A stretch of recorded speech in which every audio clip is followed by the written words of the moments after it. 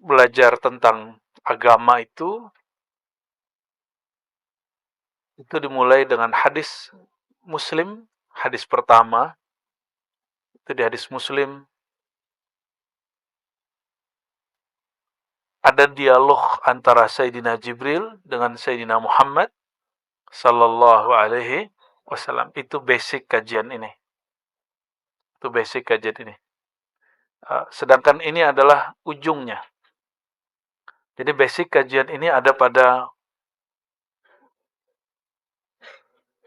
kajian akhir zaman yang kita sebut dengan 4 pilar al-Islam, ad-din. Ini pernah saya sampaikan di tahun 2018, 19 itu sering sekali dan sepertinya sekarang sudah jarang saya jelasin ya. Yang pertama Islam.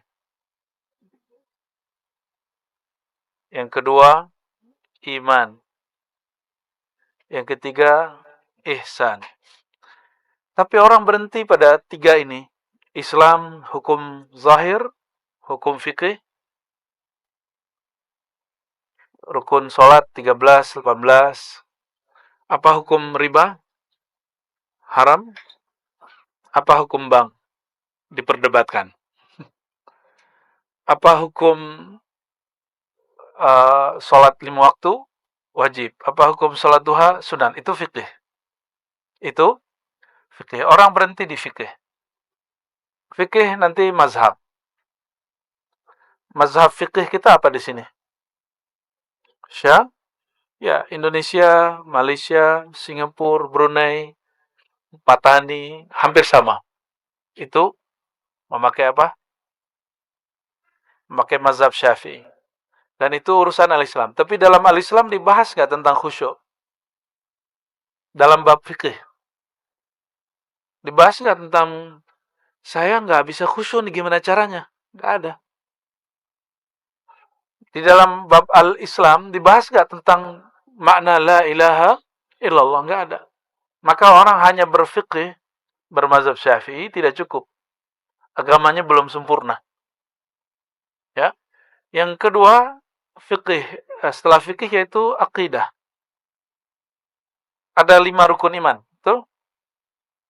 Ini yang kemudian banyak perbedaan. Ya, kalau di fikih tadi sunnah bid'ah antara salafi, wahabi dengan ahlu sunnah. Dan ini saya apresiasi kepada Kiai Abdurrahman, sahabat saya dan pembina pengurus di masjid ini, untuk berani nulis depan majang masjid Ahlus Sunnah. Ya, semoga Allah berkahi dan istiqomahkan, amin ya rabbal. Dan itu bukan anjuran saya ya, itu inisiatif ilham dari murid Gusmi ini ya. Salah satu yang buat saya senang kesini karena ketemu dengan murid dari wali nyentrik, wali Allah yang unik, yang kita sebut wali malamatiyah. Beliau muridnya ini. Nah, cuma muridnya jadi kiai, gimana gurunya itu ya. Semoga Allah berkahi beliau dan guru-gurunya, amin ya rabbal alamin, dan semua pengurus pembina ya. Bab akidah nanti muncul aliran Mu'tazilah, aliran macam-macam, Syiah. Hari ini muncul Syiah di Indonesia. Sudah mulai ramai? Sudah mulai ramai? Syiah di Indonesia? Sudah mulai ramai. Kita nggak benci Syiah, cuma kita beda dengan Syiah. Kita nggak benci Wahabi, tapi kita beda dengan Wahabi. Jadi beragama itu gagal kalau saya berbeda lalu saya benci. Sudah berapa lama belajar? Setiap kali belajar ujungnya benci. Itu berarti Anda belum beragama. Karena Allah itu menyebut kata cinta sering sekali dalam Al-Quran. Innallaha yuhib. Innallaha yuhib. Yang diperangi itu cuma 2 aja dalam Al-Quran yang dianggap, yang Allah benci. Orang-orang kafir, orang-orang munafik. Dan itu kemudian dengan nama yang berbagai macam. Ya. Masalahnya, orang munafik itu tidak tertulis namanya hari ini. Bisa jadi kita yang merasa paling benar ini munafik. Maka jika benar seseorang belajar agama, dia menuduh dirinya munafik, bukan menuduh orang munafik. Menuduh dirinya yang cabul, bukan orang yang cabul. Menuduh dirinya yang kotor, bukan orang yang kotor. Itu berarti beragamanya sudah mulai benar. Tapi kalau masih suka ngejudge, nunjuk orang, itu belum tuh. Itu syaitan, tapi berjubah agama. Hati-hati ya. Karena syaitan itu zikir di surga 18.000 tahun. Di riwayat Imam Tabari, Tarikh Tabari disebutkan iblis berzikir di surga 18.000 tahun. Ada yang berzikir sebanyak itu. Maka kesolehan kita, kealiman kita nggak cukup untuk melawan iblis. Apa yang bisa melawan iblis? Hanya satu, karena iblis nggak boleh masuk kolbu. Iblis nggak boleh masuk kolbu. Maka wajib belajar ilmu kolbu. Dan ilmu kolbu itu yang ketiga, ihsan. Fikih akidah, orang bisa murtad. Fikih ibadah. Fikih ini ujungnya ibadah. Masih ingat bersisa 500 tahun ibadah? Hadisnya sahih menyebutkan bersisa itu 500 tahun ibadah. Apa yang terjadi? Semuanya gugur. Ada orang 500 tahun ibadah lalu menuntut masuk surga dengan amalnya. Juga Allah kemudian tolak. Kenapa mereka ditolak oleh Allah? Karena mereka nggak ngerti bab ihsan. Ihsan itu bab kolbu. Bab ruhaniyah.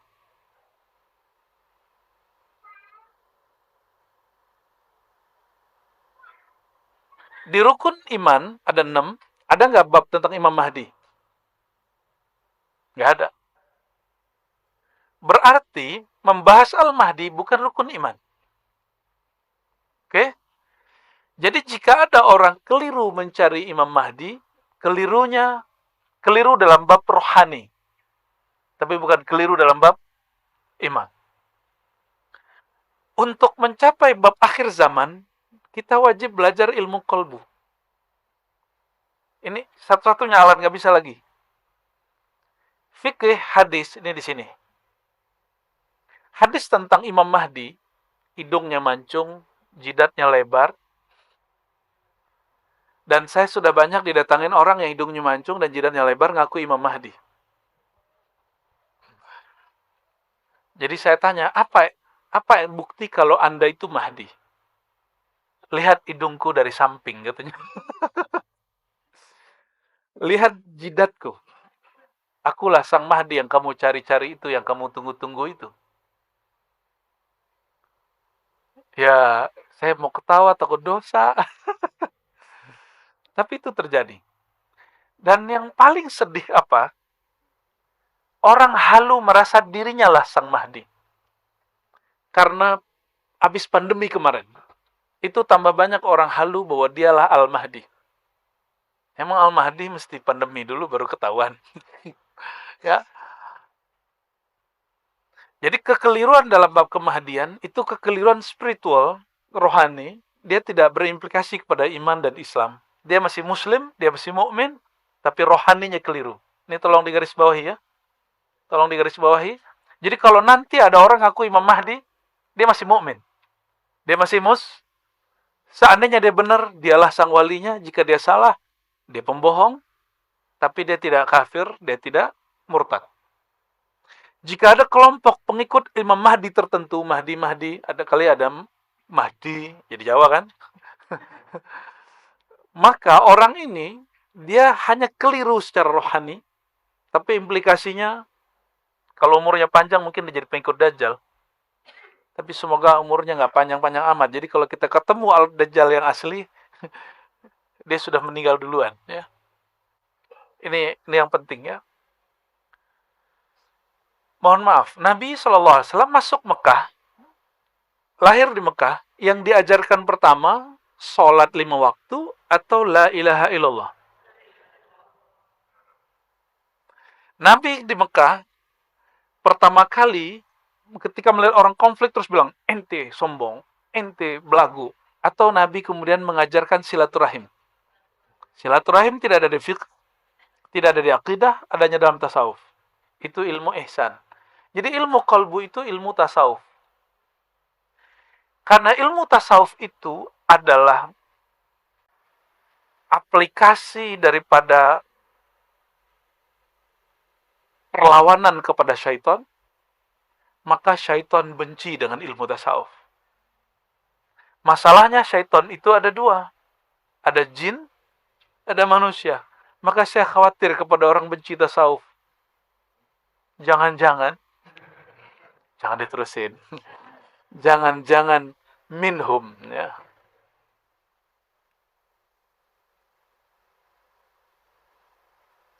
Karena tasawuf itu ilmu kolbu, sedangkan syaitan dalam kitab Awariful Ma'arif, Imam As-Surawardi mengatakan dalam satu riwayat, iblis itu meminta kepada Allah, ya Allah izinkan aku menguasai pembuluh darah manusia, maka Allah izinkan. Ya. Maka setiap tubuh kita ada pembuluh darah, setiap tubuh kita ada tensi yang berbeda-beda. Ilmu tadi pagi dari Pak Dokter, ya. Ternyata tensi yang ada di mata beda dengan yang telinga, beda dengan di kaki, beda dengan di kepala, beda dengan di otak. Itu ilmu luar biasa itu. Ya, supaya nggak sembarangan minum obat tensi katanya, ya. Ya. Sama banyak orang belajar agama salah minum. Nah, ini seharusnya dia menggetarkan yang mana, yang getar yang lain gitu.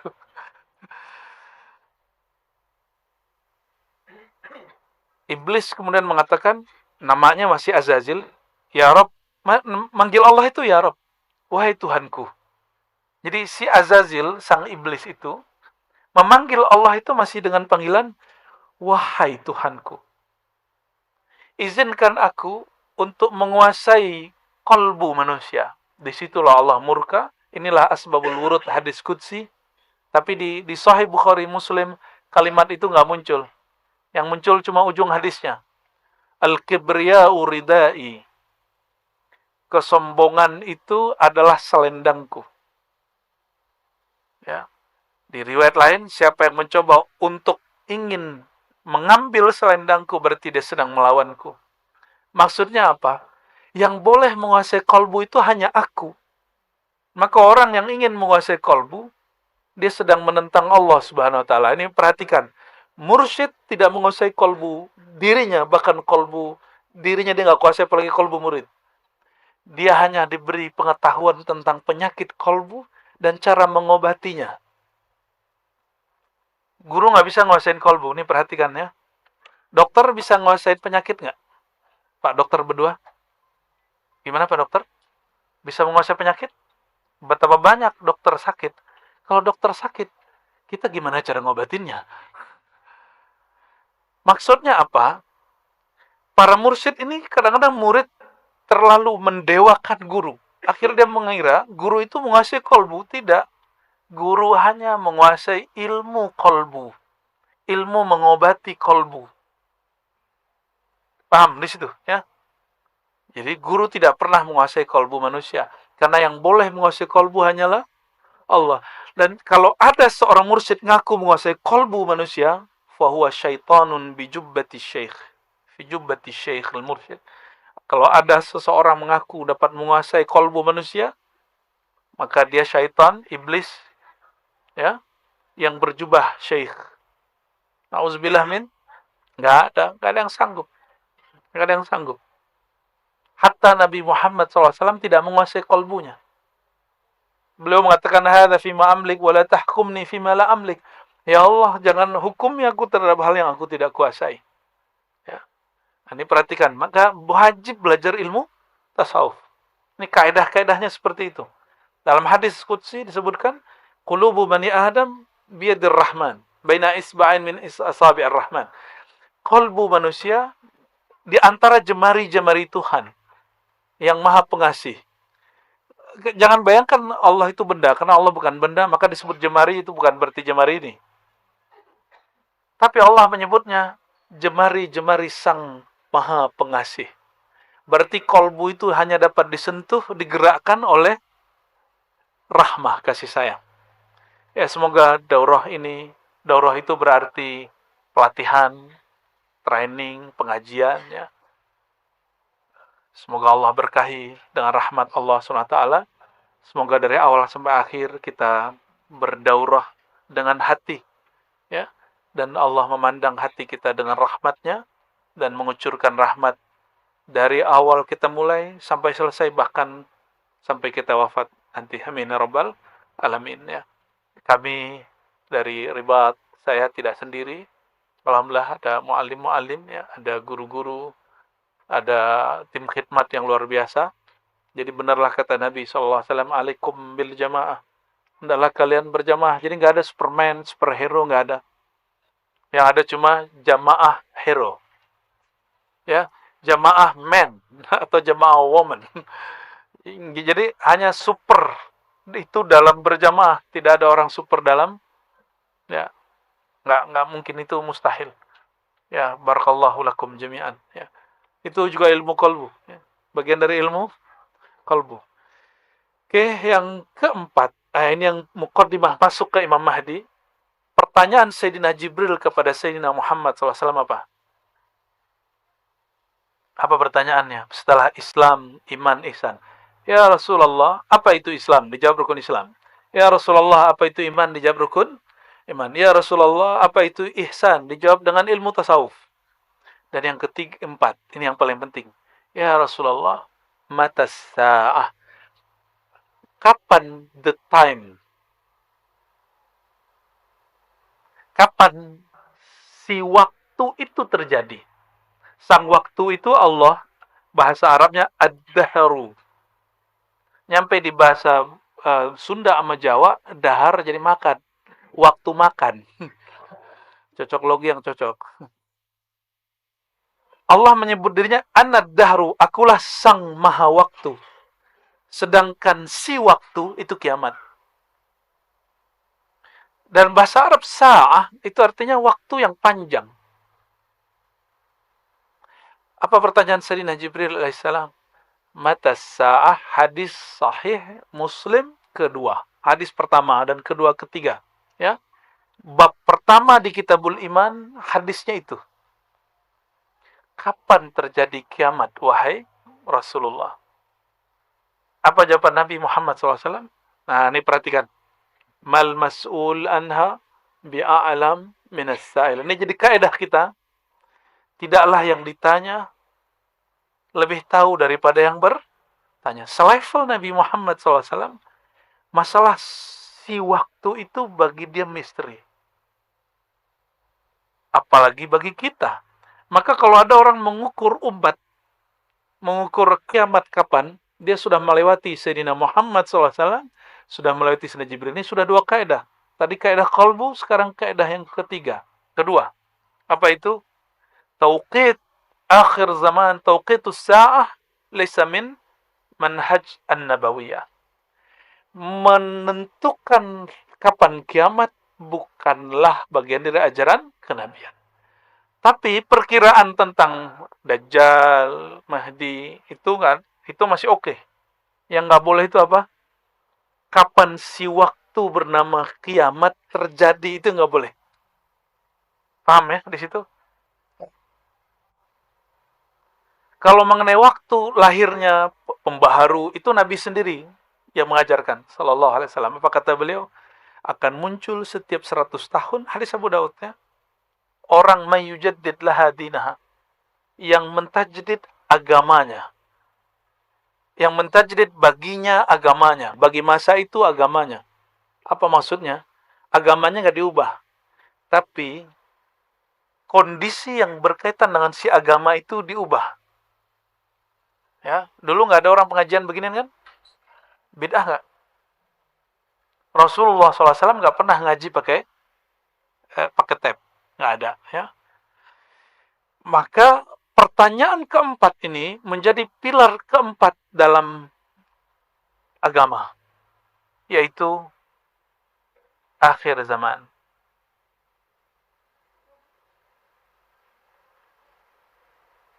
Jadi kalau orang tanya, ketika Nabi SAW ya melihat para sahabat bingung, tiba-tiba Sayyidina Jibril itu pergi setelah bertanya tentang tanda-tandanya. Jadi Jibril mengatakan, oke, kalau engkau tidak bisa jawab, ceritakan kepadaku tentang tanda-tandanya. Maka yang dibolehkan adalah ilmu tanda. Nih perhatikan, ini kaidah berikut. Ma'rifat akhir zaman, ma'rifatul alamat. Ma'rifat akhir zaman itu mengerti tentang tanda-tanda. Ini kaidah. Ini kaidah penting. Sudah berapa kaidah dari tadi?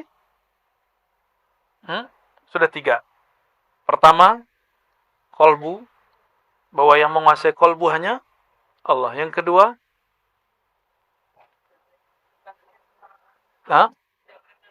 tidak ada dalil yang berkenan kita menentukan kiamat. Yang ada adalah yang ketiga, hanya boleh mengetahui tanda-tanda. Paham di situ ya? Dan tanda-tanda ini, coba Islam, fisik, iman, akal, ihsan, kolbu, ruh.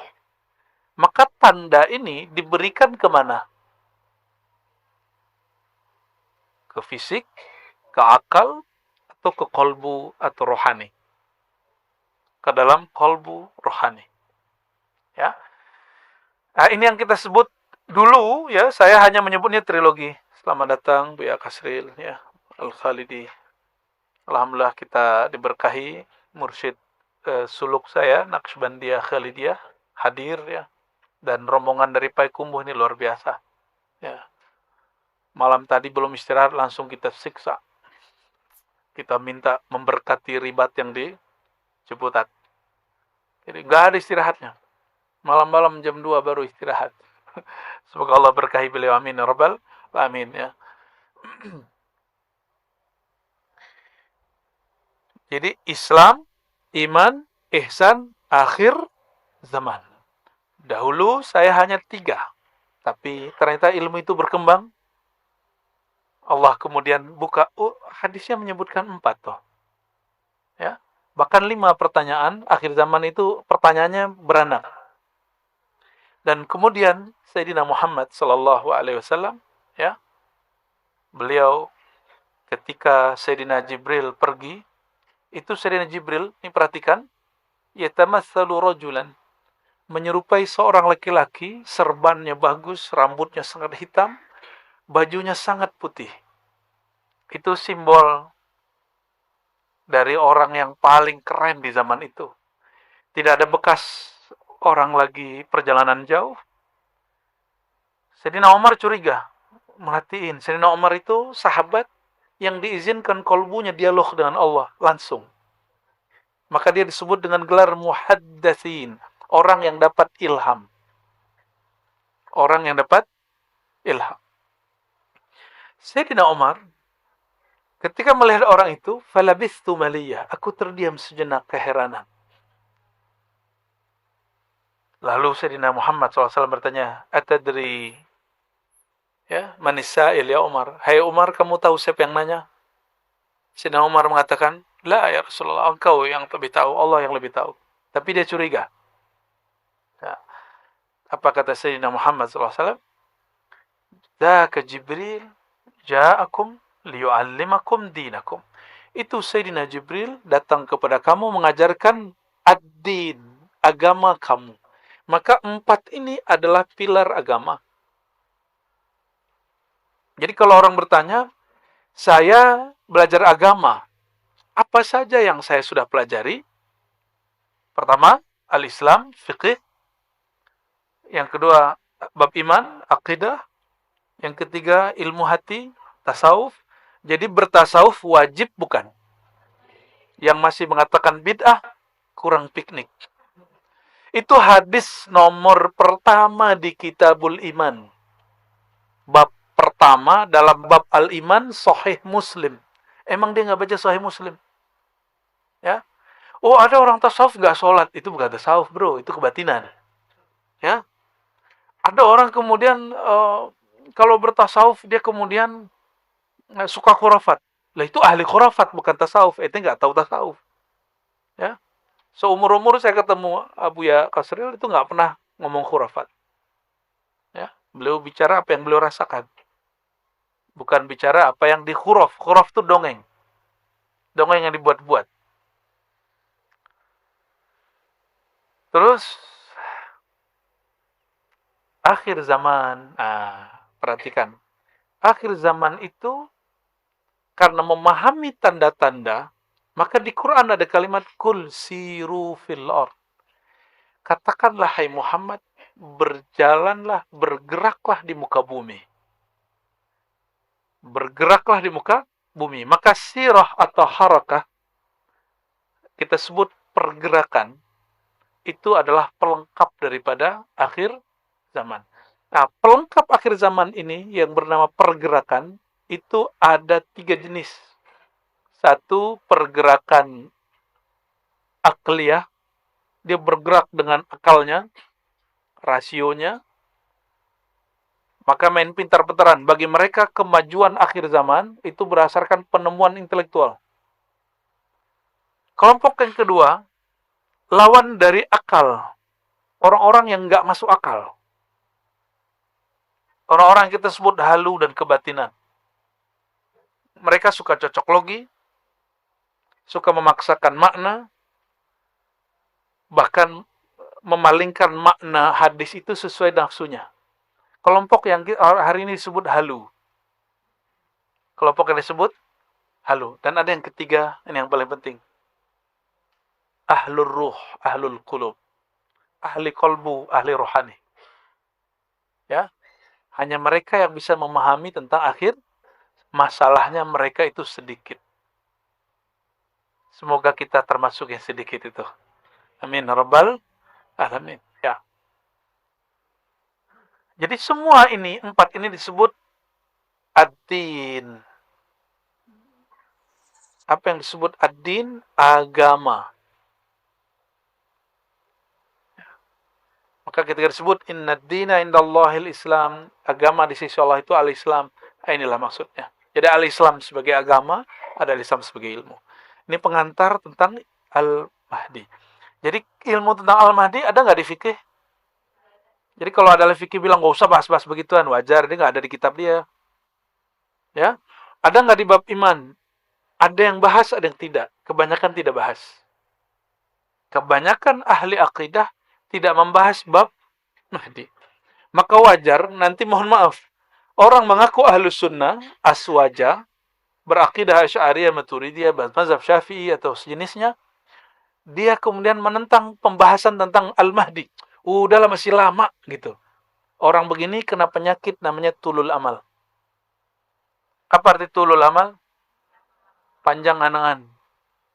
Dia kira masih dekat, masih jauh. Padahal Sayyidina Muhammad SAW mengatakan, Ana wasa'aka hatain. 1445 lalu, ditambah 13 tahun di Mekah, 10 tahun di Madinah. Nah, kurang, tambahinlah itu. Jadi berapa tuh? Itu Sayyidina Muhammad SAW mengatakan, aku dan kiamat seperti 2 jari. Dekat apa jauh? Dekat sekali. Berarti kita sudah di ujung. Kita sudah di ujung.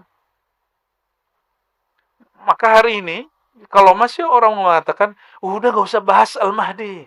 Gak usah bahas. Berarti dia panjang angan-angan. Dia kira hidup ini masih panjang. Ini 2 aja, mati duluan atau ketemu. Gitu aja.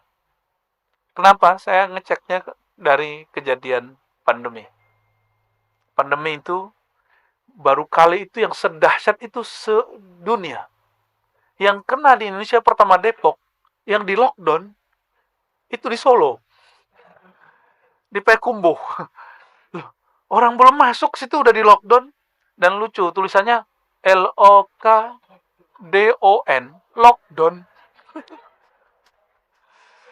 Itu kekonyolan tapi seru sih. Ya Allahumma sholli ala sayyidina Muhammad, Allahumma sholli ala sayyidina Muhammad. Dan itu semua. Bahkan negara yang dianggap berperan, Amerika paling parah. Cina paling banyak korban. Sampai hari ini, bahkan Singapura sampai hari ini karena banyak Cinanya, kena terus, tiap masa kena terus. Bener nggak? Ya. Sampingnya Johor kok nggak ada beritanya, kan aneh kan?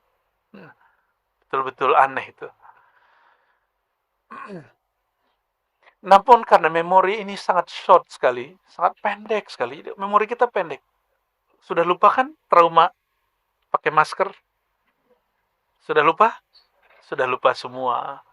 Jadi manusia itu gampang sekali. Karena dia gampang menyerap, dia gampang melupakan masa lalu.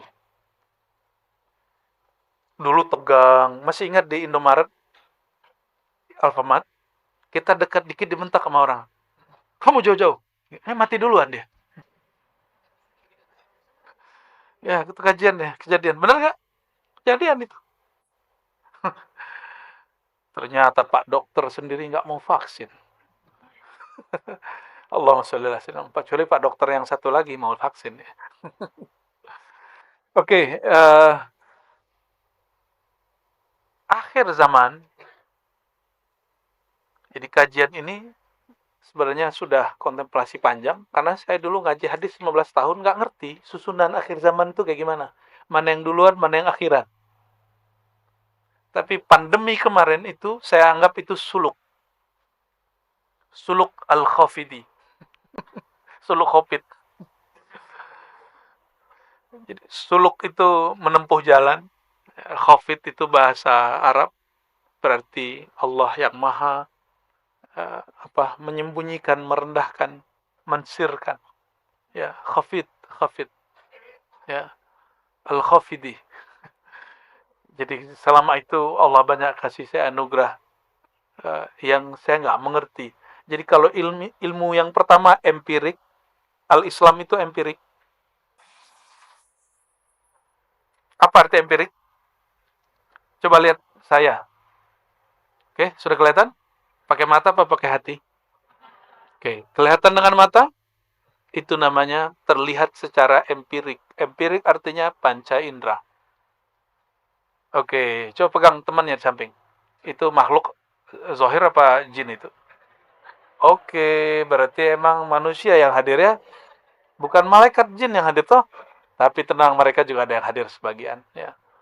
Cuma karena pakai registrasi dia bingung mau masuk dari mana tuh. Ya masuk aja mereka. Ya masuk aja masuk ya. Oke, itu namanya pengetahuan empirik. Apa pengetahuan? Pengetahuan secara fisik. Ini ringkasan S1, S2, S3 ini. Ada bab tentang angka benar salah. Itu tidak dapat dilihat dengan mata, dia mesti difikirkan. Ini yang disebut oleh Imam Ghazali. Aku berpikir, aku cinta, maka aku ada. Diambillah oleh filosof dari barat itu ya, Immanuel Kant. Apa kata dia? Aku berpikir, maka aku ada. Itu diambil dari Ghazali. Maka Ghazalinya barat itu Immanuel Kant. Dia buat agama sendiri disebut Kantia. Ya, Kantianism. Saya kasih angka, coba. Perhatiin. 1 tambah 3 tambah 4 tambah 5. Berapa? Gampang bener. 1 tambah 2 sebut. Oke, ya. Itu kelihatan nggak? Oke. 2 kali 3 kali 3. Bagi 1. Oke. Fokus. Itu namanya pengetahuan yang diperoleh berdasarkan akal, rasio. Maka kita pikir, lalu kita tahu. Alam ini berubah. Betul? Ada sebuah kaidah, segala yang berubah makhluk dicipta. Alam ini berubah, maka alam itu dicipta. A sama dengan B, A sama dengan C. Segala satu yang berubah dicipta. C. Ciptanya C. Terus, si pusing. Nggak jadi deh. itu mantik ya. Alam ketika kita sebut dia dicipta, dia bukan muncul dari satu kalimat, dia muncul dari 2 kalimat, atau disebut premis. Segala sesuatu yang berubah adalah makhluk. Alam berubah. Yang ketiga, alam adalah makhluk. Menyusun ini, yang menyusun akal atau mata? Atau lisan? Yang menyusun akal. Oke.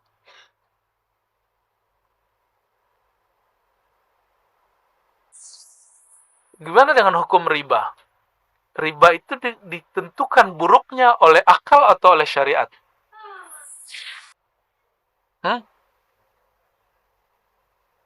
Riba itu ditentukan haramnya oleh syariat atau oleh akal? Oh, Mu'tazilah ini. Berarti nyusup juga Mu'tazilah sini ya. Alhamdulillah tobat hari ini. Penentuan hukum baik buruk itu mutlak syariat. Tapi baik buruk separohnya bisa diketahui akal. Tapi penentuan mutlak ini baik buruk berdasarkan syariat. Ini namanya akidah ahlus sunnah. Jadi ahlus sunnah itu syariat dulu. Syariat bukan berarti hukum boleh nggak boleh nggak. Syariat arti wahyu. Untuk mengetahui hukum riba mesti pakai wahyu, bukan dengan akal semata. Tapi akal mengetahui sebagian. Akal mengetahui sebagian. Oke. Nah, mengetahui sesuatu setelah berpikir disebut dengan ma'rifat aqliyah. Atau bahasa kitanya pengetahuan rasional.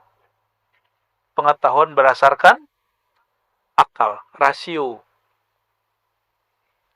Tidak semua yang masuk akal itu cara menjelaskannya sesuai dengan akal. Ya, banyak hal yang masuk akal, tapi penjelasannya nggak masuk akal. Penjelasannya kadang halu, kadang keliru, itu sering terjadi. Nauzubillah min dzalik. Oke, kita tinggalkan akal. Dalam ilmu akal, apakah ada pembahasan tentang Imam Mahdi? Maka orang-orang cerdas intelek filosof tidak akan sanggup bicara Mahdi. Paling dia, ente terpengaruh agama-agama kuno. Yang nggak ada tuh Mahdi-Mahdian, nggak ada. Jadi kalau orang intelektual, pasti dia menolak kajian tentang Al-Mahdi. Ini kita buka-bukaan. Ya, kita bukaan. Menentukan tadi hukum riba pakai apa? Wahyu. Sahibul wahyu, memegang wahyu siapa? Nabi Muhammad SAW. Bab kemahdian yang mengabarkan siapa? Yang mengabarkan kemahdian siapa? Sang pemegang wahyu, Nabi Muhammad SAW. Oleh karena itu, membicarakan tentang kemahdian akhir zaman bukan berdasarkan tebak-tebakan mata, bukan tebak-tebakan akal, tapi dia berdasarkan wahyu yang diturunkan kepada Nabi Muhammad SAW dan pemahamannya disimpan dalam ilham yang diturunkan kepada para ulama ahlullah. Ya, kalau hukum zahir disimpan dalam qalbu ahli fikih, mufti-mufti yang mengeluarkan fatwa di MUI, di Bahsul Masail NU, Tarjih Muhammadiyah, mereka mengatakan ini halal, ini haram. Disimpan hukum zahir. Tapi hukum ini hukum rohani.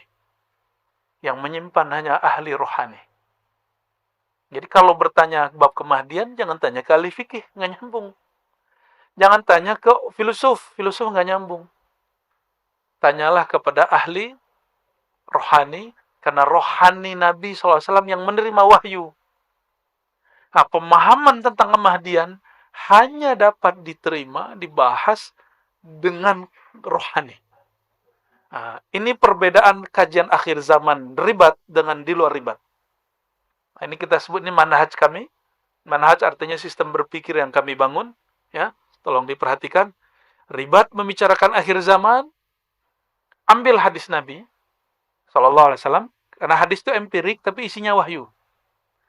Lalu, kita pelajari itu dengan kolbu dan ruhani.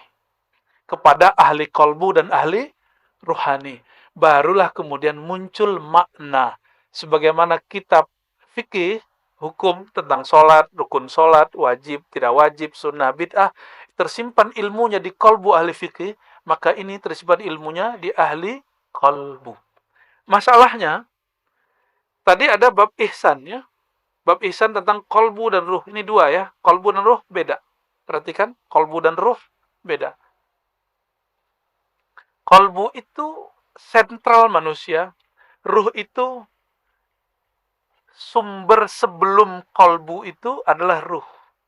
Ditiupkan ruh ke dalam diri, maka Allah ciptakan satu alat dalam diri kita namanya kolbu. Gitu. Maka ruh itu kolbunya kolbu. Intinya kolbu adalah ruh. Tapi ruh bukan kolbu. Ruh lebih dalam, lebih luas daripada kolbu. Jika orang belajar tasawuf mentok dalam bab kolbu, dia nggak akan bisa bicara tentang kemahdian. Dia nggak akan mampu bicara tentang akhir zaman. Tapi jika dia diizinkan oleh rohaninya diperjalankan set ke depan, diperjalankan ke belakang. Ini yang dikatakan oleh Imam Hakim At-Tirmizi, kekasih-kekasih Allah itu diberikan ilmu bad'i, ilmu masa lalu, rohaninya diperjalankan ke masa lalu. Kadang diperjalankan ke masa depan, ilmu maqadir masa depan. Mereka lah yang bisa cerita, oh hadis ini cara memahaminya begini. Kenapa? Karena ada satu kaidah, ini kaidah yang sudah sepakat semua ahli tasawuf, ahli ihsan. Man lam yadhuq, lam ya'rif. Siapa yang tidak pernah mengalami, merasakan, mencicipi, dia tidak akan pernah memahami.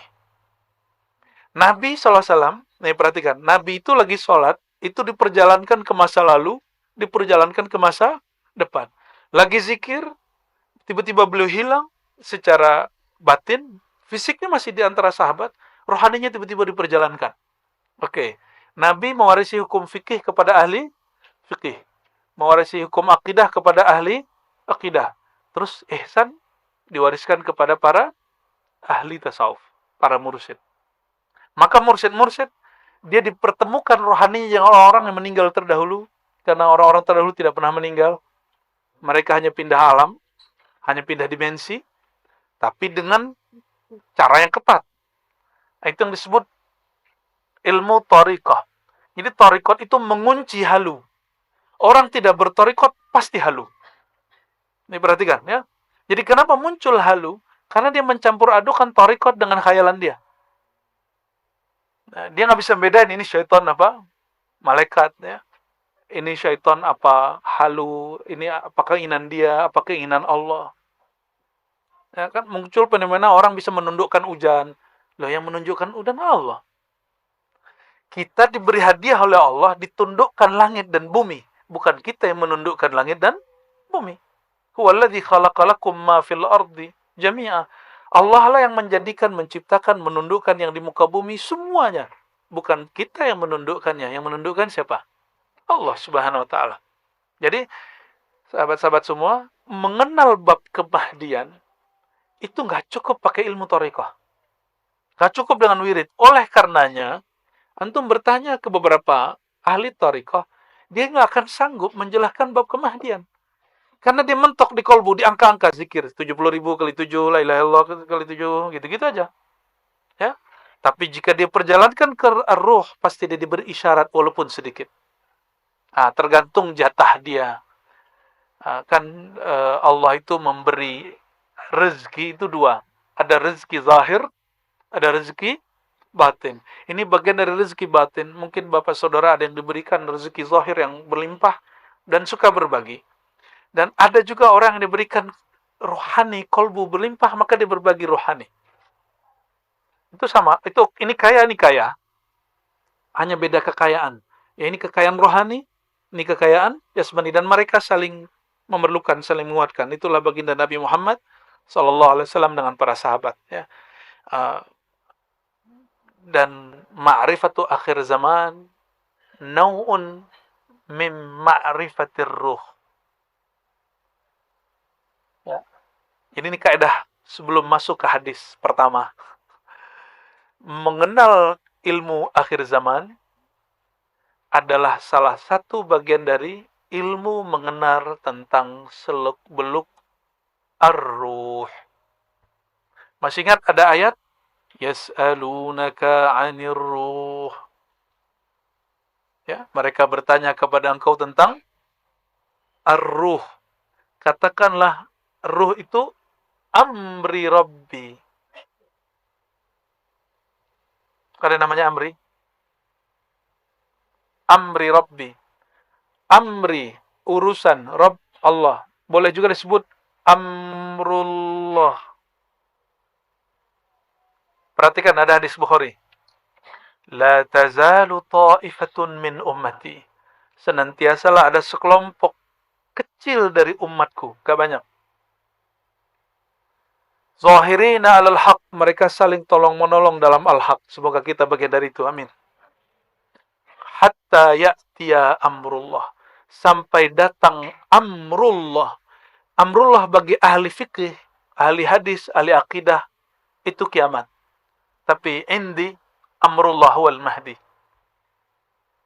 Ya, amrullah itu siapa? Al-Mahdi. Karena amrullah itu artinya rahasia Allah. Dan yang Allah rahasiakan sekarang adalah Sayyidina Al-Mahdi. Itu hadisnya jelas. Sahih Bukhari dan Muslim, Abu Daud, Tirmizi, hadisnya lengkap.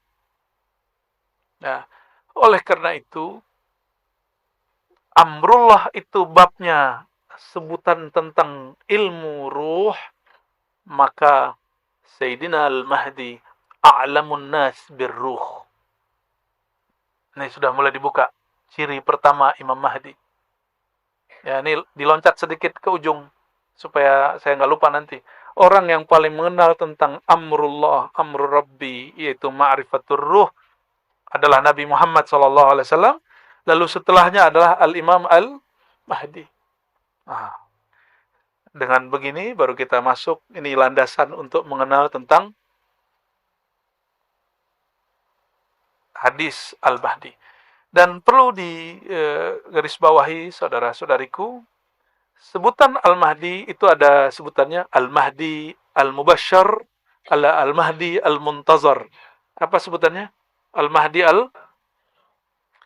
menyebut Al-Mahdi Al-Muntazar itu disebut oleh ulama Ahlus Sunnah dan juga disebut oleh ulama Syiah. Disebut oleh ulama Ahlus Sunnah dan juga disebut oleh ulama Syiah. Apa arti muntazar? Mahdi muntazar, apa artinya? Imam Mahdi yang ditunggu-tunggu.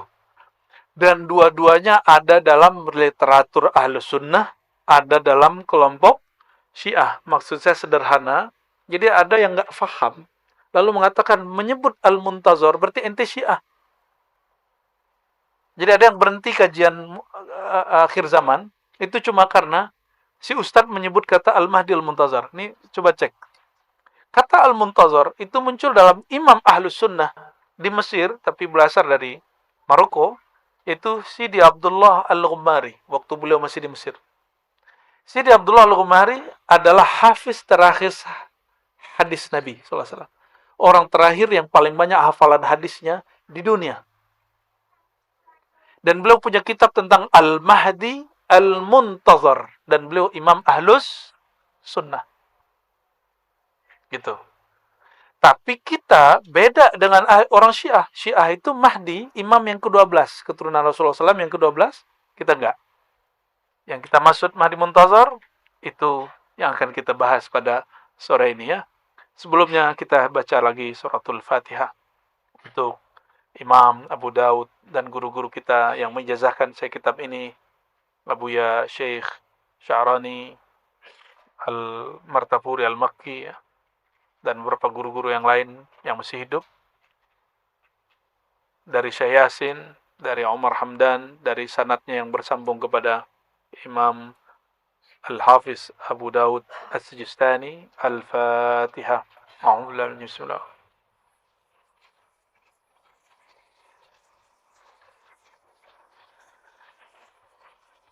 ولروح سيدنا المهدي خليفة الله وسيدنا الخضر عليه السلام. الفاتحة.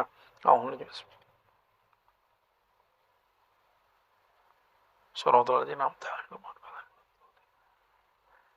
Ya, setelah muqaddimah tadi, nahmadullah wa nusalli wa sallim ala habibihil karim. Amma ba'du. Qala bisanadina al-muttasil al-imam Abi Daud. Ini sudah dibagi? Enggak, dibagi ya? Enggak. Oh, nanti dibagi PDF-nya. Ini ada sanad yang tadi saya fatihain. Guru kami, orang terakhir yang khidmat dan lama khidmat kepada Syekh Yasin Al-Fadani, orang kita yang ahli hadis di Mekah. Yang terakhir khidmat itu orang Banjar, lama di Mekah. Dan Syekh Yasin ini guru, bukan hanya guru Nusantara, tapi guru di dunia. Maka disebut musninud dunya. Kita ketemu ulama Mesir, disebut Syekh Yasin. Orang Al-Azhar berbangga mengatakan saya murid Syekh Yasin. Ketemu orang India, guru saya ahli hadis, dan mengatakan kami murid Syekh Yasin. Ketemu juga orang Maroko, dia mengatakan, oh Syekhuna, Syekh Yasin.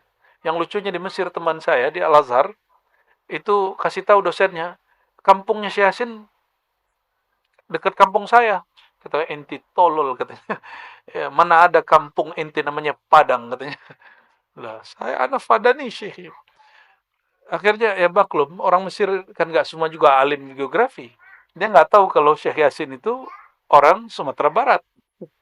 Ya, tapi alhamdulillah ya, kita bersyukur. Dan paling unik, saya mengenal nama Syekh Yasin Al-Fadani bukan dari orang Sumatera Barat. Saya mengenalnya dari orang Arab dan orang Jawa, Madura, Banjar, Betawi, Palembang, India. Jadi kenalnya bukan dari orang kampung saya. Kenalnya dari mereka. Dan salah satu sanad kitab yang kita riwayatkan adalah kitab Sunan Abi Daud. Ini kitab 4 tahun kami pelajari di Ma'had ya. Dan ada 9 hadis yang pendek tapi memuat tentang kisi-kisi Imam Mahdi. Inilah dia ya. Sama halamannya di situ? Sama ya. Bismillahirrahmanirrahim. Sanadina al-muttasil al-Imam Bidawud qala haddatsana qala kitabul Mahdi, kitab Al-Mahdi. Apa arti Al-Mahdi? Apa makna Al-Mahdi?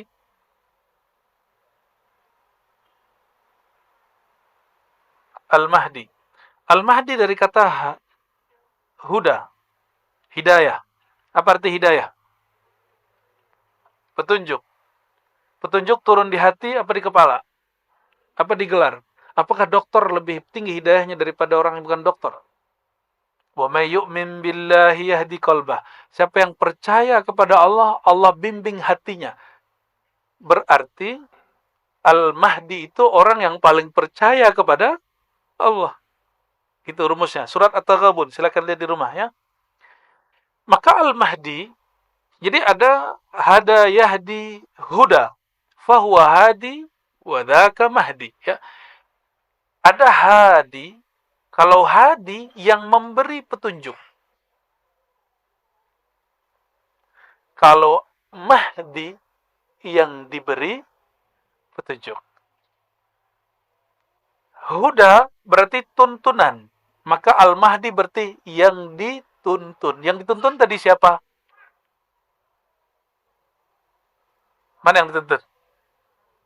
Kolbu, ruhnya. Ruhaninya langsung dituntun oleh Allah Subhanahu wa taala. Ya. Jadi kalau ditanya, ini sudah langsung terjawab, ini harus sudah khatam ini kajiannya, ya. Siapakah Al-Mahdi? Orang yang paling beriman kepada Allah dan orang yang paling tertuntun kolbunya. Masalahnya yang tertuntun kolbunya, ruh tampak atau tidak. Ini masalahnya. Karena ar-ruh itu tidak tampak, maka dia bisa berkamuflase. Jika syaitan dapat menyerupai manusia, menyerupai orang taat, masalahnya nanti orang yang dapat mutiara di kolbunya, dia nyamar jadi syaitan. Itu masalahnya. Nggak ada namanya Al-Mahdi itu, ember itu nggak ada. Kayak yang di Pakistan itu nggak ada. Ya, ngaku sekian ribu kali ketemu Allah, mimpi doang ngaku. Ya, kalau mimpi mah kita tiap hari ketemu Allah 5 kali minimal, jaga. Ya, lebih keren ketemu Allah jaga atau ketemu Allah mimpi. Ya, jadi ada anak Timur Tengah baru tamat dari Al-Azhar, dia bilang, menurut ente ini Imam Mahdi bukan? Karena menurut ente dia Imam Mahdi. Loh, alasannya apa? Dia ketemu Allah udah sekian ribu kali. Ketemu Rasulullah sekian ribu kali, mimpi. Saya candain, saya nggak pakai pengalaman batin. Ini pakai akal aja. Jadi debat sama begitu nggak usah pakai saya melihat dalam hati, nggak perlu. Cukup mengatakan begini, bro, ente kalau ada orang ketemu Allah dalam keadaan jaga, dan itu setiap hari, mana yang lebih tinggi makomnya daripada orang yang kamu sebut di Pakistan itu Al-Mahdi karena dia ribuan kali mimpi ketemu Allah. Yang pertama dong. Saya canda, bro, samping ente. Samping yang mana nih? Saya bilang gitu. Loh, ente maksudnya gimana? Kamu orang Indonesia, nggak mungkin kamu punya begitu. Saya kasih kemudian satu ayat. واستعينوا بالصبر والصلاة وإنها لكبيرة إلا على الخاشعين الذين يظنون أنهم ملاقو ربهم وأنهم إليه راجعون. Surah Al-Baqarah. Ya, ayat berapa tuh? 45 ya? 44 45 ya? Orang-orang yang khusyuk itu, orang-orang yang yazunnuna annahum mulaqu rabbihim, orang yang yakin dia bertemu Allah. Ya, yazunnuna, mereka yakin, merasakan, mempersepsikan annahum, bahwasannya mereka mulaqu, liqa, jumpa rabbihim, Tuhannya. Siapa nama Tuhan mereka? Allah. Jadi orang yang disebut khusyuk, siapa yang disebut khusyuk? Kita kalau sholat merasa jumpa dengan Allah, nggak mesti mimpi. Minimal, jadi saya bilang aneh, minimal 5 kali, 5 time setiap hari jumpa dengan yang dimimpin sama Imam ente yang di Pakistan itu. Tapi akullak lastu bil Mahdi, saya bukan Imam Mahdi. Jika yang ketemu jaga gak Mahdi, masa yang ketemu mimpi Mahdi? Logika-logika akliyah sederhana itu bisa mematahkan orang. Dan itu perlu ya ke apa ya, agak nakal dikit sih. Jangan, harus agak berani dikit. Agak nyeleneh-nyeleneh dikit kalau begituan. Ya, jahil dikit. Jadi nggak boleh kemudian nggak enak gitu, nggak bisa. Nah, itu tips kalau lagi bercanda, tapi candanya bisa merubah orang. Apa kata dia? Tolong selamatkan saudara-saudara saya yang sudah keliru mengatakan yang di Pakistan itu Imam Mahdi. Dia langsung salaman sama saya. Itu salaman pencobaitan baiat sekaligus. Ya, itu serius nggak serius tuh ya. Jadi siapa Al-Mahdi?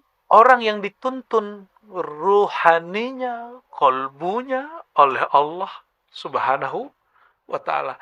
Oleh karenanya, ahli hadis mentok pada riwayat yang 9 ini, lalu dikumpulkan oleh Imam Suyuti menjadi beberapa puluh dalam risalah tentang Imam Al-Mahdi.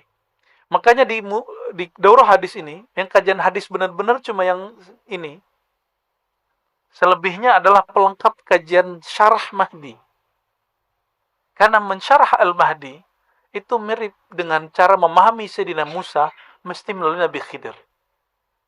Oleh karena itu nanti ada satu bagian khusus di sini tentang Sayyidi Al-Khadir, mengetahui tentang hakikat Nabi Khidir ya, di modul yang keberapa ini ya. Di sini ada tentang Nabi Khidir ya. Jadi ini bukan kita lagi ngapa-ngapain, tapi kadang hadis nggak usah banyak-banyak, tapi instrumen penjelasnya harus banyak. Dan aqul lakum ya, saya sampaikan, untuk memahami sir Al-Mahdi mesti belajar ilmunya Nabi Khidir. Ilmu yang Nabi Khidir dulu sharing kepada Sayyidina Musa. Ya. Nanti saya jelaskan ya, sampai di mana nanti. Tentang Nabi Khidir nanti yang akan membahas pakar-pakarnya nanti insyaallah ya. Jadi ribat itu gurunya juga berjamaah. Kita tidak sedang membangun satu sosok karena saya bukan Imam Mahdi. Jadi kami mencoba untuk menciptakan suasana berjamaah karena Nabi Muhammad SAW mengatakan alaikum bil jamaah, kalian wajib berjamaah. Maka guru pun nggak boleh sendiri. Alhamdulillah ada beberapa buya ya. Nanti silakan nikmati dari mereka dan jangan beda-bedakan. Jangan beda-bedakan. Jadi nanti kalau yang di depan duduk itu Buya Aldomi, maka anggap itu Buya Aldomi bukan Ar-Razi. Ya. Maka terima utuh apa yang Allah berikan dari kolbunya, jangan kemudian bandingkan dengan saya atau dengan Buya Asfi atau dengan Buya Yunal. Nanti jangan jadi juri pulang. Atau pas nanti, sepertinya kalau Buya Razi itu begini, Buya Anda nanti gagal. Nanti nggak bisa menikmati hidangan-hidangan rohani yang lebih banyak. Torikot itu banyak, di ribat itu, Bapak Ibu, kita mengedepankan satu manhaj, namanya manhaj al-Muhammadi. Manhaj al-Muhammadi itu boleh juga disebut Tariqah al-Muhammadi. Tariqah al-Muhammadi itu bukan Tariqat saingan Naqsyabandi, saingan Syazili, enggak. Al-Muhammadi itu sistem untuk memahami semua Tariqah. Ya, maka di ribat kami tidak fanatisme Tariqah. Ya, thariqah apa aja bisa ditemuin di Ribat. Maka kita sebut manhaj kita, thariqah kita Al-Muhammadi, meskipun kami suluknya Naqsyabandi. Wirid pagi sorenya Syazili. Jadi nanti sore di ujung pengajian ada zikir pagi sore, mohon dipimpin Buya Asfi ya. Zikir yang diajarkan baginda Nabi Muhammad SAW untuk mengisi pagi sore, dan itu sama dengan bercocok tanam di surga. Jadi subhanallah bihamdi subhanallazim gharsun fil jannah, orang yang baca subhanallah dia sama dengan menanam di surga, membangun di surga. Maka nanti jangan keluar. Selesai dulu zikir baru keluar. Oke? Insya Allah. Kita masuk ke hadis yang pertama. Hadis yang pertama ini, hadis yang nomor 4279 di kitab Imam Abu Daud. Beliau meriwayatkan dari Amr bin Utsman. Amr bin Utsman ini bukan orang Ciputat, bukan orang Cinere, bukan Jakarta. Ya, dia orang Homs, ya. Jadi Imam Abu Daud pindah kota, dan dulu belum ada kereta, belum ada pesawat. Dia pindah kota untuk mengambil hadis ini. Dari Imam Marwan, Imam Ismail, ini kebanyakan orang Kufah, dari ayahnya Abu Khalid. Ini disebut dengan sanad. Apa sebutan ini?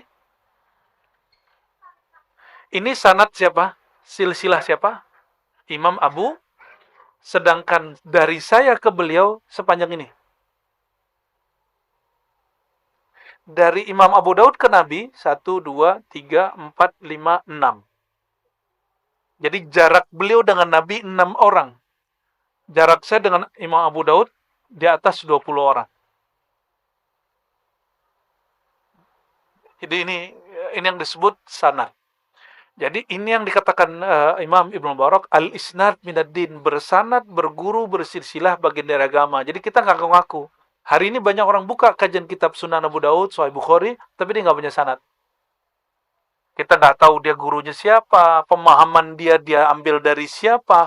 Apakah dari kolbu pewaris Nabi, apa kolbu pewaris Musailamah al-Kadzdzab?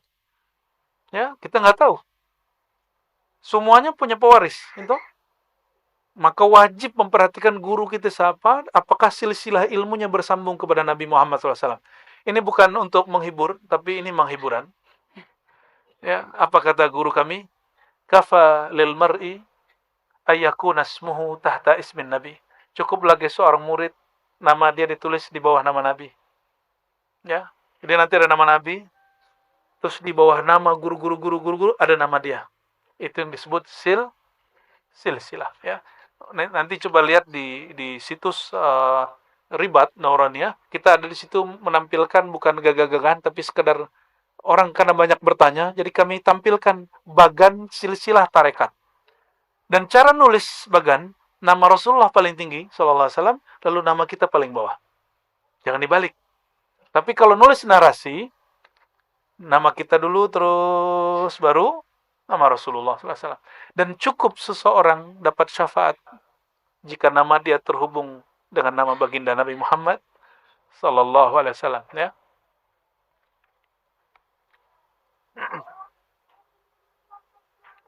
Oke. Qala sami'tu Rasulullah sallallahu alaihi wasallam. Berkata Jabir. Jadi yang mendengar Nabi bersabda Imam Abu Daud atau Jabir bin Samurah? Jadi kalau ada orang hari ini mengatakan langsung saja kepada Rasulullah, dia sedang berbohong. Karena mustahil selevel Imam Abu Daud yang wafat abad ketiga, antara beliau dan Nabi 6 orang. Dan dia gak langsung dengar. Dari fulan, dari Nabi. Masa orang yang hidup di sekarang, zaman 1446 ini, sudah 46 ya? Masih 45? Ini sudah sore. Oke. Lalu orang mengatakan, langsung saja kepada Rasulullah. Yang paling kacau itu mereka mengatakan langsung saja kepada Allah. Wow. Yang langsung kepada Allah itu Rasulullah, bro. Namanya wahyu. Ternyata maksud dia, langsung saja kepada Al-Quran. Loh, Al-Quran wahyu. Ternyata bukan itu juga maksud dia. Langsung saja kepada buku terjemahan. Terjemahan Al-Quran bukan Al-Quran. penyimpangan, baik terorisme, ekstremisme, kebanyakan muncul dari orang belajar dari terjemahan. Ya, kebanyakan. Kita juga mendidik santri-santri yang terlibat ideologi-ideologi begitu, dan hasil pengamatan saya, Masya Allah, akal mereka terdoktrin terjemahan ini adalah wahyu Allah. Padahal terjemahan itu adalah terjemahan si penerjemah. Oke, Quran yang kita pegang itu bukan Quran wahyu, tapi itu Quran mushaf. Apa beda Quran wahyu dan Quran mushaf? Kalau wahyu turun ke qalbu Nabi SAW. Kalau mushaf ditulis oleh sahabat Nabi Sayyidina Utsman, maka disebut mushaf Utsmani. Mushaf produk manusia, mushaf Quran dicipta. Kalau Al-Quran tidak dicipta, dia langsung masuk ke dalam ruh. Paham di situ? Oke. Maka kalau kita mengatakan langsung saja kepada Allah, itu setara dengan Rasulullah SAW.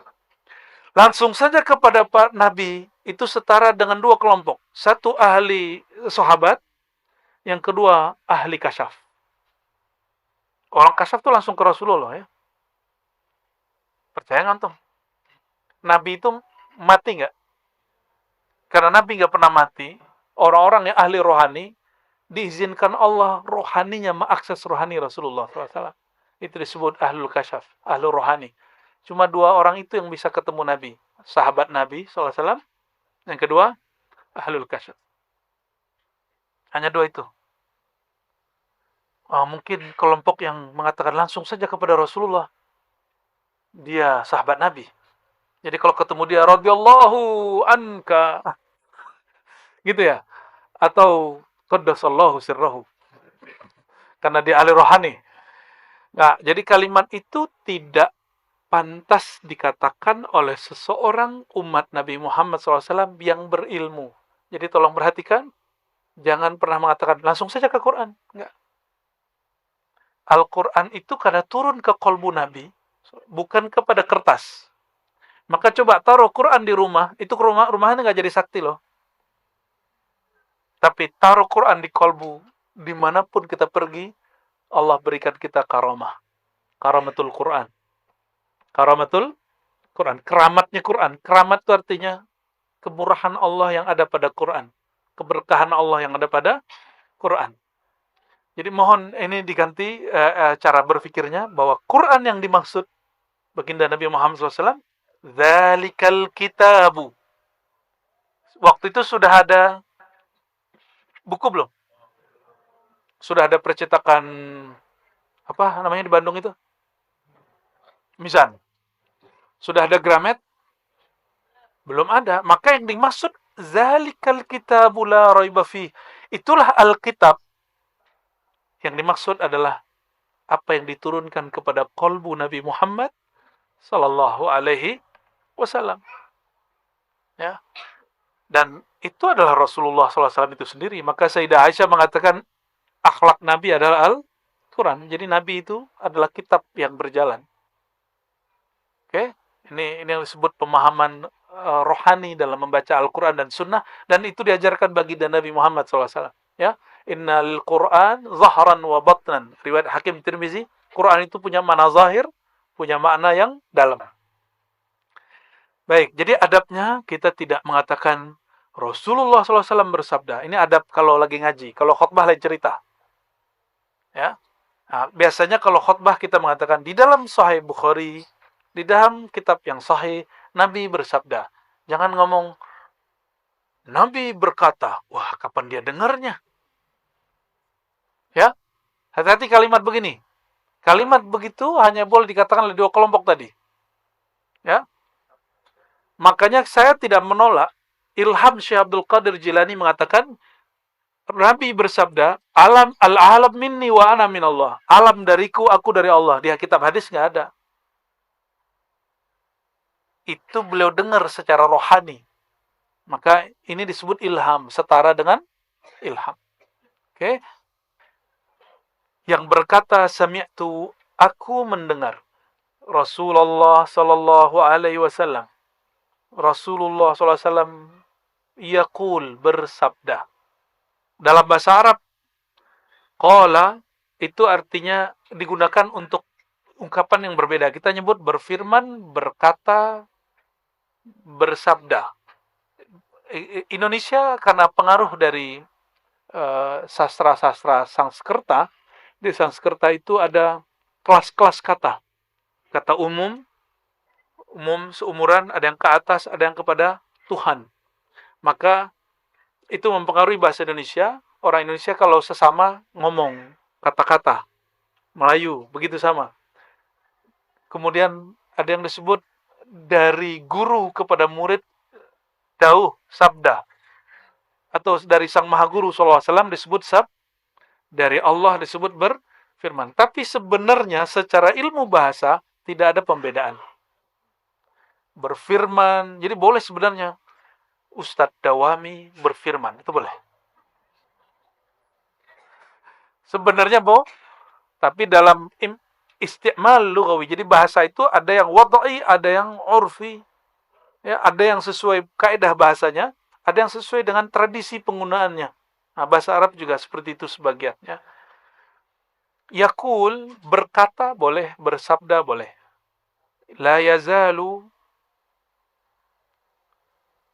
senantiasalah hadzal din, agama ini, qaiman,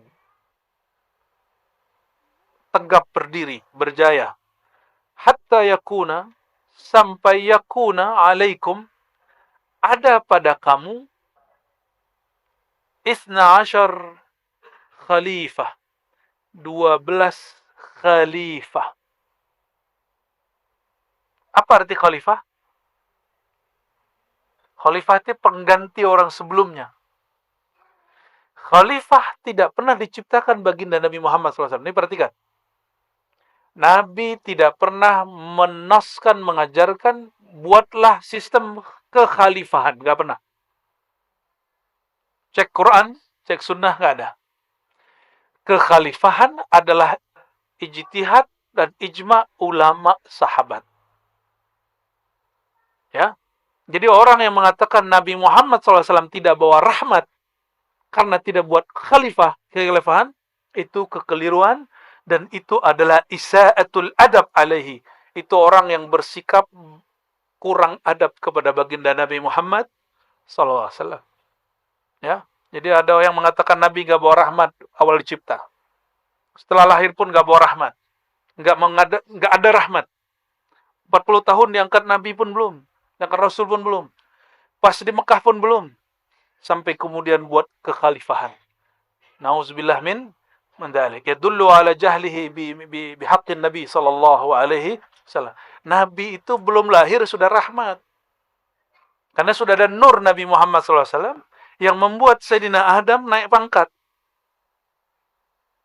Nabi Adam itu naik pangkat salah satunya karena melihat nama Nabi Muhammad SAW. Nurnya sudah ada di aras. Dan lebih dahulu nur Nabi daripada aras.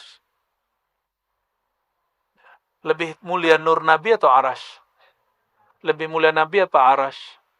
Lebih mulia Nabi apa Ka'bah? Ini pertanyaan ini sering kita kasih nih ya. Semoga paham. Ya, jadi kita nggak pernah nyembah Ka'bah, kita nyembah Rabbul.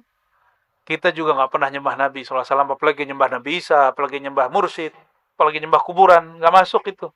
Maka tuduhan kepada sufi, mereka ubadul kubur seperti dituduhkan oleh Wahabi, itu tuduhan buhtanun azim, kebohongan yang luar biasa.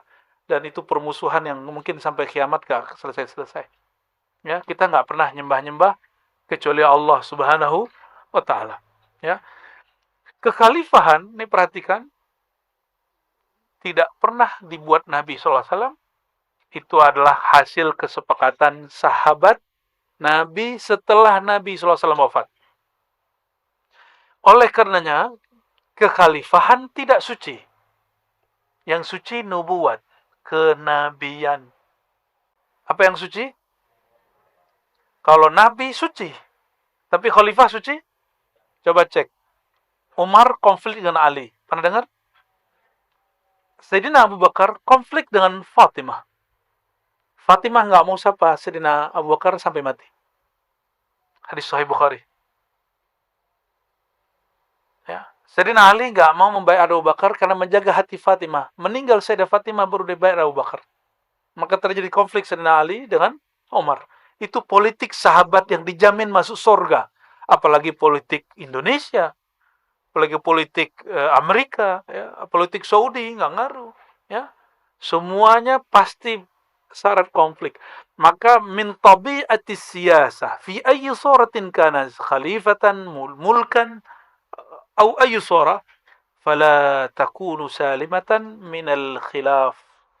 Ya, tidak ada satu sistem pemerintahan, apakah itu kekhalifahan, kerajaan, monarki, demokrasi, kecuali di situ ada konflik. Pasti ada konflik. Jadi jangan putus asa. Orang-orang yang suka ngebom karena dia sudah, aduh, negeri ini udah hancur, ya. Polisi yang benar dibunuh. Karena ada kan polisi yang mau dia punya menyimpan berita tentang sabu, dimatiin orang. Ya. Polisi yang jahat bertahan. Orang kalau mikir begini, wah ini kita harus bunuh polisi semua nih. Ya. Makanya beberapa kali di Indonesia markas polisi dibom. Benar nggak? Ya. Itu karena pikiran dia pendek. Dia tidak paham bahwa salah satu sunnatullah pada dunia ini adalah kekacauan. Jawaban dari Ibnu Athaillah As-Sakandari. Jadi Ibnu Athaillah kemudian ditanya, kenapa dunia ini banyak masalahnya, banyak konfliknya, kita udah baik juga orang gak baik sama kita. Apa jawaban beliau? Sesuatu tidak mengeluarkan kecuali yang menjadi sifat di dalamnya. Karena dunia itu sifatnya rusak, busuk, hancur, maka dia hanya menampilkan yang rusak. Oke, kembali ke ini. Jadi 12 kekhalifahan, 12 khalifah, sampai hari ini ulama kita nggak ada yang sepakat tentang makna siapakah 12 khalifah ini, kecuali kelompok Syiah. Bagi kelompok Syiah, 12 imam itu, yang ke-12 adalah Imam Mahdi yang masuk kepada goa lalu menghilang waktu dia masih kecil. Dan itu bukan akidah Ahlus Sun. Jadi bagi mereka, Sayyidina Hussein punya anak, Ali Zainal Abidin punya anak, Muhammad Al-Baqir, Muhammad Ja'far, terus sampai kepada Muhammad bin Askar. Askar ke-11, Muhammad bin Askar yang ke-12. Muhammad bin Askar ini menghilang waktu kecil. Cocok dengan hadis ini. Lalu apa kata mereka? Inilah imam yang kita tunggu. Kata siapa? Kelompok Syiah. Ajaran Ahlus Sunnah tidak meyakini 12 imam versi. Kenapa? Banyak dalilnya. Yang pertama, 12, yang 11 itu tidak pernah memimpin suatu pemerintahan pun. Sayyidina Husain, memimpin pemerintahan enggak? Dia wafat dibunuh oleh Yazid dan tentara Yazid, namanya Ibn Ziyad, sebelum berkuasa. Sayyidina Ali Zainal Abidin Jumatan aja enggak boleh. Muhammad Al-Baqir juga sama, Ja'far Shadiq itu juga hampir sama. Sampai kepada keturunannya tadi. Jadi mereka jadi ahlul bait di zaman itu berat. Maka ketika di sini ada zuriat Nabi, Habib ya, Indonesia paling aman tinggal habaib, sampai muncul isu anti nasab Ba'alawi ini ya. Kita nggak ikut-ikutan, ya, kita nggak komentar juga. Kalau pernah ada komentar saya sudah tutup ya. Kita nggak mau ikut-ikutan konflik karena itu bagian dari merusak ukhuwah Islamiyah ya. Jika membahas nasab merusak ukhuwah Islamiyah, kita nggak usah bahas. Baik. Lalu siapa yang disebut 12 imam ini? Jadi seakan-akan Imam Abu Daud ingin mengatakan begini, wahai tuan pembaca, tuan yang membaca hadis ini, 12 imam itu bukan imam yang dimaksud oleh Syiah. Ya. Masih ingat kisah Bani Israel ketika Sayyidina Musa kemudian membawa 12 perwakilan yang disebut Nuqaba. Ya. Disebut apa? Nuqaba. Maka jika kita merujuk ke sana, Nuqaba ini bisa berarti hidup di zaman yang sama. Bisa juga tidak. Nah, tapi poin paling penting dari kata ini, hadis ini adalah seakan-akan Imam Abu Daud ingin mengatakan bukan 12 imam versi Syiah itu. Oke?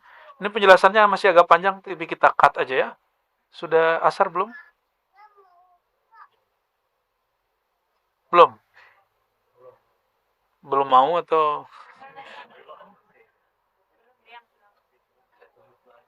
1 menit lagi? Oh, bentar lagi berarti.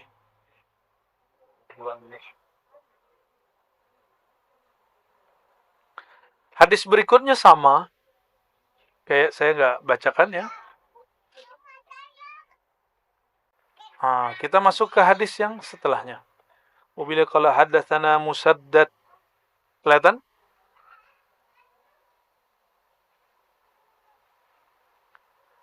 Disampaikan oleh guru kami Musaddad. Musaddad ini namanya lucu, Musaddad bin Musarhad. Ya. Musaddad bin Musarhad begitu namanya, sampai ada candaan oleh hadis.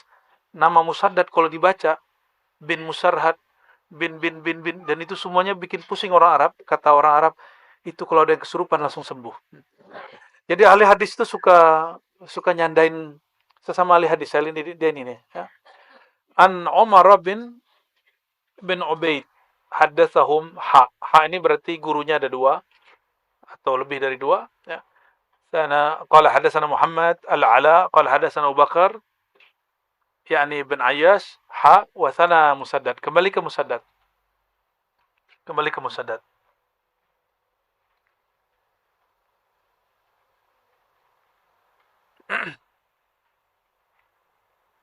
Allahumma shalli ala sayyidina.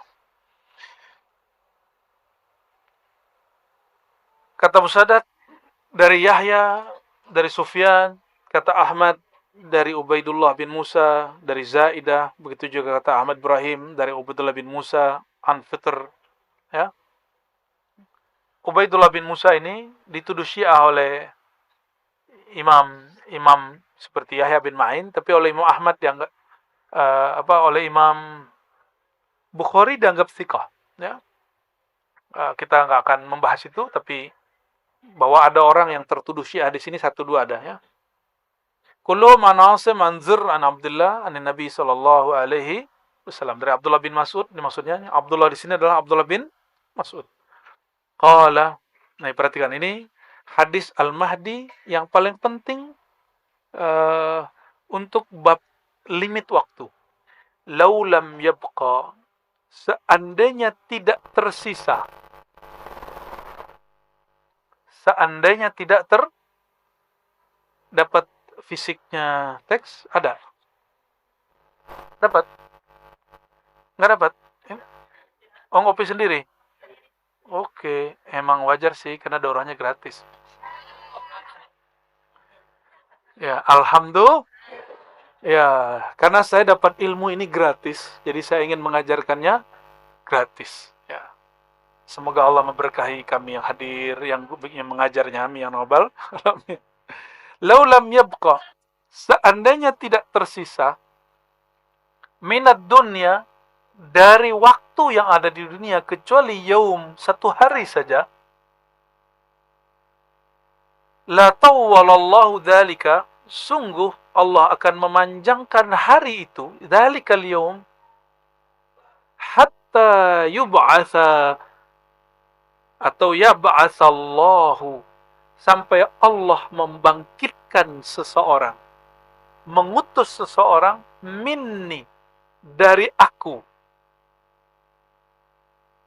dari aku, semua alam dariku, al-alam minni, semua alam dariku, semua kita dari nur Nabi Muhammad SAW. Berarti lafaz pertama, siapa aja mungkin jadi Imam Mahdi. Tapi untungnya ada lafaz keduanya, au min ahli baiti, dari ahlu baitku, dari keturunan ahlu bait. Ahlu artinya keluarga, bait rumah tangga Rasulullah SAW. Dan Rasulullah SAW hanya mewarisi, menurunkan keturunan dari jalur Sayyidatuna Fatimah. Maka kalau diterjemahkan, dari keturunanku melalui Fatimah. Nggak ada urusan mau patriarki, mau apa lagi yang dari ibu. Ya, saya sini lupa, padahal saya orang Padang, orang Minang. Hah? Matrilineal. Allahumma salli ala Sayyidina Muhammad. Ya, yuwati'u. Nah, di sini maka ada dua ahlu bait. Ada ahlu bait nuraniyah, ada ahlu bait nasabiyah. Ahlu bait nuraniyah, semua orang beriman, maka dia ahlu bait Nabi Muhammad SAW, yang oleh Imam Subki, beliau mengatakan apa? Kalau kita baca Allahumma sholli ala sayyidina Muhammad wa ala ali Muhammad, maka semua orang beriman dapat. Karena keluarga Muhammad, kata Imam Subki, kullu mu'min, kullu muslim. Setiap mukmin. Coba perhatikan, istri Nabi dipanggil Ummul Mu'minin, ibu orang beriman. Bapaknya siapa? Abul Mu'minin Sayyidina Muhammad SAW. Itu makna ayat, makana Rasulullah SAW aba ahadin min rijalikum. Rasulullah SAW bukan bapak seseorang saja, tapi bapak rohani semua. Bapak semua rohani. Ya, maka kita ada salawat, kita sebut salawat Abu Ruh. Abu Ruh, ya. Allahumma shalli ala Sayyidina Muhammad Abir Ruh. Ya, salatu wassalamu alaika ya Aba Ruh. Ya. Yuwati'u, berkesesuaian, ismuhu ismi. Isim dia, nama dia dengan isimku, namaku sama. Wa ismu abihi ismu abi. Tapi di riwayat imam yang lain, ini kalimat ini tidak ada. Ya, ini riwayat yang lebih sahihnya yang ini. Nama dia sama dengan namaku. Pertanyaan, apakah yang Nabi maksud nama itu nama KTP? Nama ID card? Di masa Rasulullah SAW udah ada ID card belum? Ada kartu tanda penduduk? Ada masuk ke daftar, Dukcapil yang di pemerintah? Enggak. Nama yang dimaksud di sini bukan nama itu. Yang perlu diperhatikan, ya. Karena kita sering memahami 14 abad lalu dengan zaman sekarang. Itu kebodohan. Ya, makna hadis nanti nggak lengkap.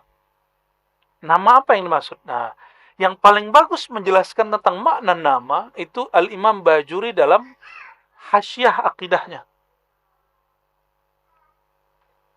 Apa makna nama? Nah, jadi si nama ini ada makna.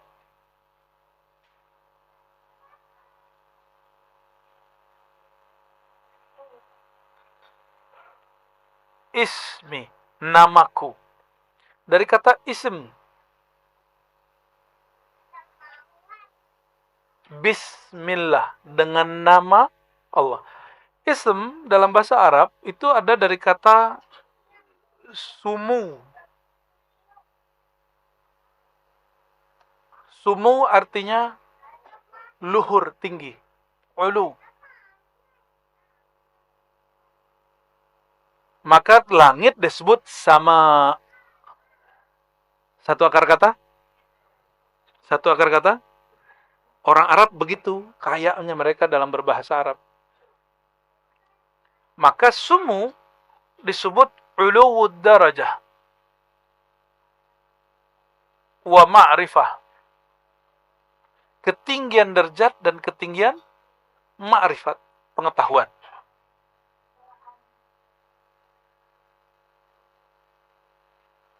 Berarti Imam Mahdi doktor dong. Ya, karena derajatnya tinggi dan ilmunya tinggi. Oh, bukan. Rumus awal apa tadi? Kemahdian itu mengenalnya bukan lewat gelar intelektual, tapi melalui spiritual, rohani. Ya. Makna kedua daripada ism, kalau ini tinggi,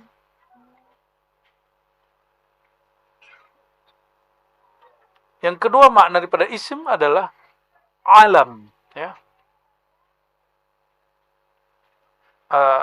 Bahasa Arabnya wasm.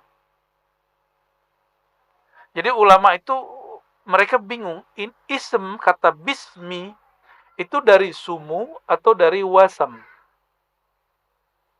Apa makna wasam? Ada di bahasa Lokal nggak? Wasem.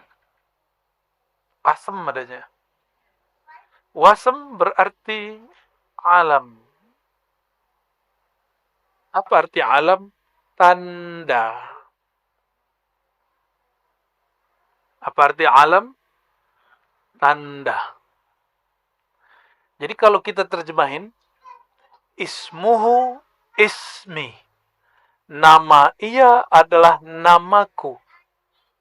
Ketinggian derajat dan ma'rifatnya dan tanda-tanda yang ada padaku juga ada pada dia. Yang ada pada dia ada padaku.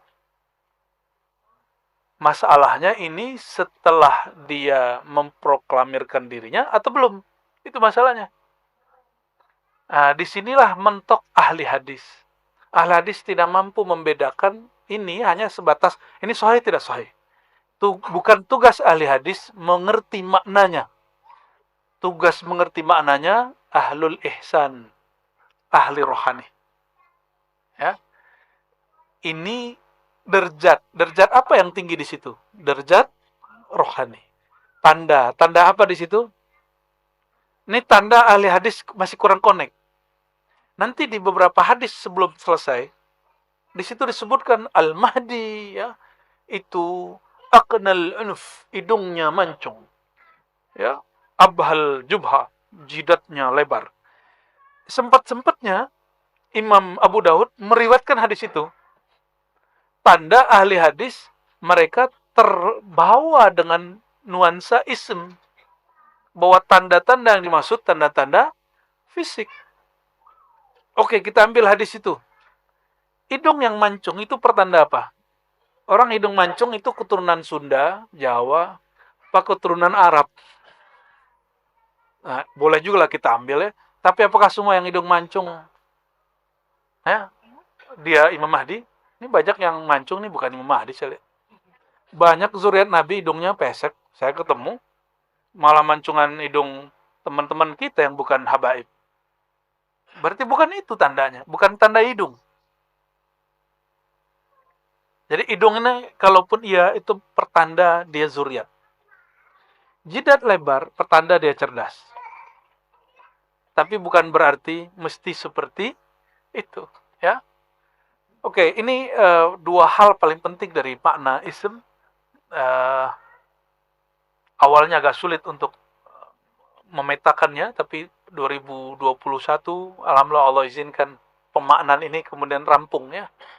Jadi makna ism nama bukan nama kartu ID card, tapi ini nama ketinggian derajat, kemakrifatan, nama tanda. Buya Dr. Aldomi boleh ngajar di pasca sarjana karena beliau punya nama gelar, yaitu doktor. Apakah semua saudara-saudara ini boleh ngajar di pasca sarjana, S2, S3? Enggak. Mesti ada. Sudah punya doktor, mesti punya syarat satu lagi. Namanya nomor induk dosen. NIDN. Berarti dia punya nama induk. Nama dia punya nomor. Jika di alam nyata ini ada kenyataan realita begitu, maka ini adalah pertanda bahwa di akhir zaman ada lebih dari satu nama. Maka kita ada kitab di situ disebutkan 2000 nama Nabi SAW kurang 5. 2000 kurang 5. Nama Nabi Muhammad Sallallahu Alaihi Wasallam. Semakin kenal nama Nabi Muhammad SAW, semakin kenal beliau. Ini baru ilmu nama yang diajarkan ke Sayyidina Adam. Wa 'allama Adam al-asma'a kullaha. Kami ajarkan nama-nama, ilmu nama kepada Sayyidina Adam. Jadi tolong diluruskan, ini bukan nama ID card. Ini nama dalam pengertian ketinggian ilmu, derajat, dan tanda-tanda. Udah mau selesai. Udah. Buat itu aja. Oke, barangkali ini karena kita sudah mau asar, mohon ahli sholawatnya, sholawat dulu nih. Faiz, sholawat dulu Faiz. Ini baru berapa hadis? Sudah berapa hadis? Tapi baru satu bab. Baru satu baru satu bab, dan kita pun membacanya bukan membaca seperti ahli hadis kebanyakan, ya, tapi membacanya agak sedikit lebih santai. Sebelum sholawatan, coba perhatikan kalimatnya. Yamla'ul arda, yamla'ul arda, Al-Mahdi itu akan memenuhi bumi dengan qistan wa adlan, keadilan. Kama, ini menjadi limit kemunculan Al-Mahdi. Jadi kalau orang bertanya, kapan muncul Al-Mahdi? Kita nggak berani memberikan tanggal, kecuali itu perkiraan. Jadi kalaupun ada penanggalan, itu hanya perkiraan. Kama muliat, sebagaimana dipenuhi bumi zulman wa jawra, kezaliman. Jadi kalau mau dijawab, kapan Imam Mahdi muncul? Apabila kezaliman memuncak di semua tempat. Sekarang kan belum zalim-zalim amat lah. Ya. Masih bisa makan tuh? Masih boleh makan? Masih bisa tidur beberapa jam setiap hari? Masih dapat hak hari-harian? Masih. Berarti ini belum. Ya, tapi tenang dulu, kan ini zaman bisa berubah.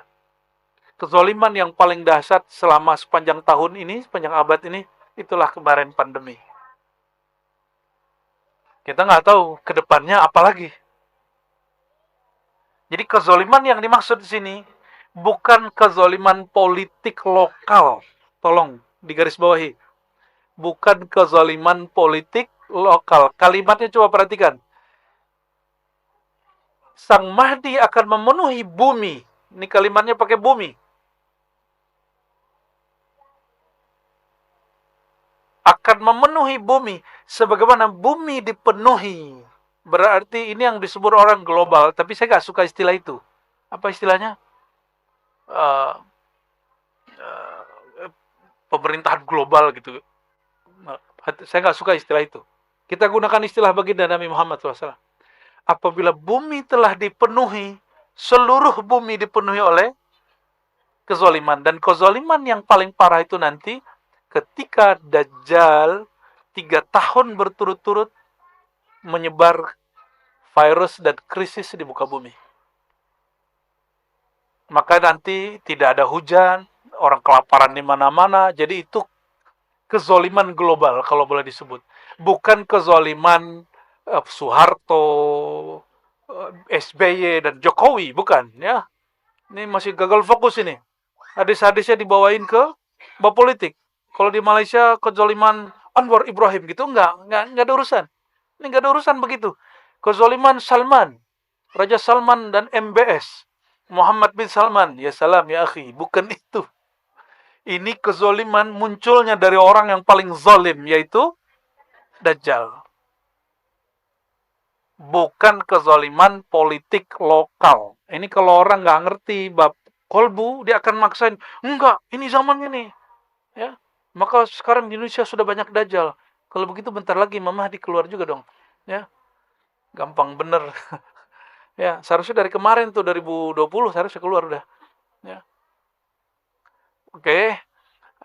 Ini kalimat paling penting di hadis ini. La tazhab aw la tanqadi dunya hatta yamlikal arab rajulun min ahli baiti wa artinya sama berdasarkan hadis ini, dan hadis ini hasan. Ya, hadis ini apa? Jadi ada sahih, hasan, dhaif, dan dia di tengah-tengah. Dia di tengah-tengah. Oke, saya tanya lagi. Ini kezaliman lokal, nasional, atau global? Maka pelaku kezalimannya itu politik partisan atau politik global. Global. Ya, jadi jangan terjebak dan dimainkan perasaannya oleh perbedaan antara partai politik yang ada di dalam negeri. Paham? Jadi kita nggak usah kemudian tengkar sama partai yang beda-beda. Udah biarin aja. Jalan. Ini nikmat dari Allah Subhanahu wa Ta'ala. Gimana? Sudah mulai capek? Sudah mulai lelah hayati? Saya yang lelah.